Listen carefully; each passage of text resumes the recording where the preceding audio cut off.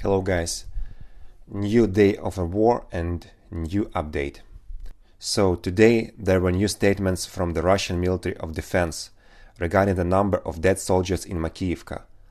Let me remind you that on January 1st, exactly at midnight Moscow time, Ukraine uses HIMARS to launch a missile attack on the Russian soldiers' location in the occupied city near the front line. Pro-Ukrainian Telegram channels said that the death toll could be as high as 600, as the building was completely destroyed. The cause of such consequences was less the impact of the HIMARS shells themselves, but the detonation of an ammunition depot that was located in the same building. Russia's side, meanwhile, was very restrained in its assessment of the casualties. The leader of so-called Donetsk People's Republic stated that only 15 people were wounded, without saying any word about the casualties. Soon there was official confirmation of 63 servicemen killed, and today that official number has grown to 89. And this is the highest number of one-time casualties that the Russian Defense Ministry has confirmed. And even these increased numbers raise doubts. The fact is that the Russian leadership constantly underestimates all numbers related to casualties. For example, in early fall, Defense Minister Shoigu said that Russia has lost only 1,500 soldiers during the whole war.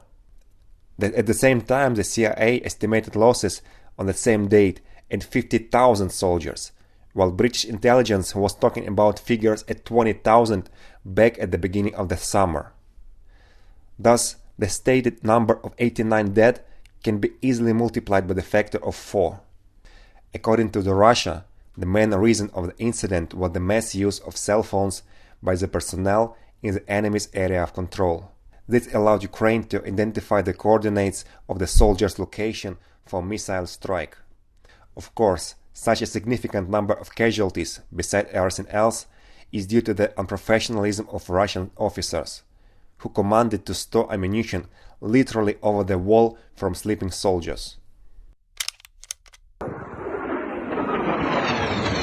There is growing chatter that Russia is running out of cruise missiles to fire at Ukrainian infrastructure.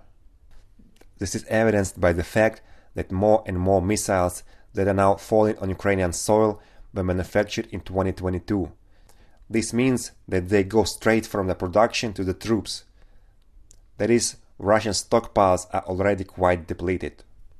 Another fact is that Russia has begun to remove nuclear warheads from old nuclear cruise missiles in order to bombard Ukraine with munition without warheads. Russia hopes that such missiles will function as decoys and distract Ukrainian air defense forces. In this context, there is more and more talk about Russia's possible purchase of ballistic missiles from Iran. Ballistic missiles would be especially useful for Russia because Ukrainian air defense cannot shoot them down.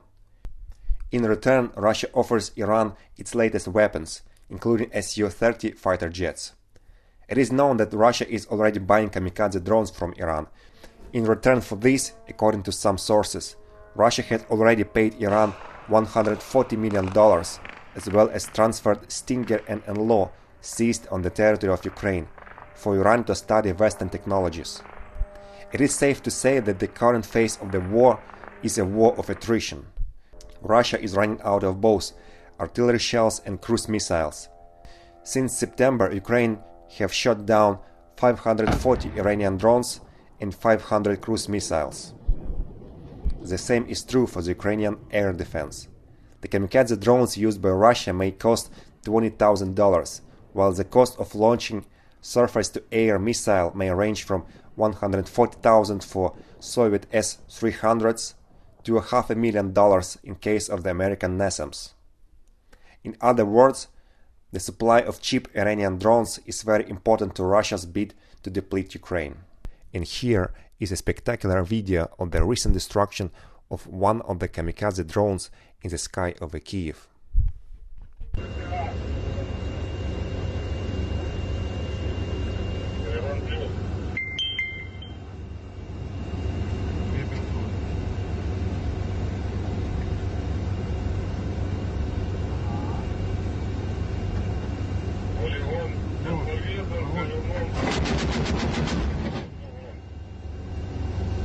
Огонь!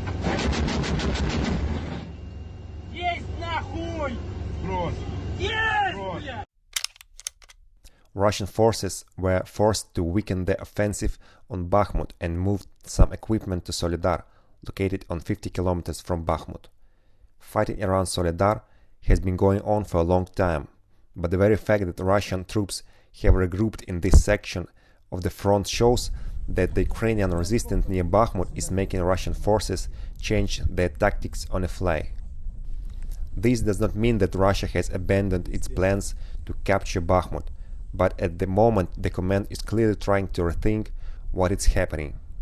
Desperate for a result, the Russian army decided to probe the Ukrainian defenses near Soledar in an effort to declare victory at least there.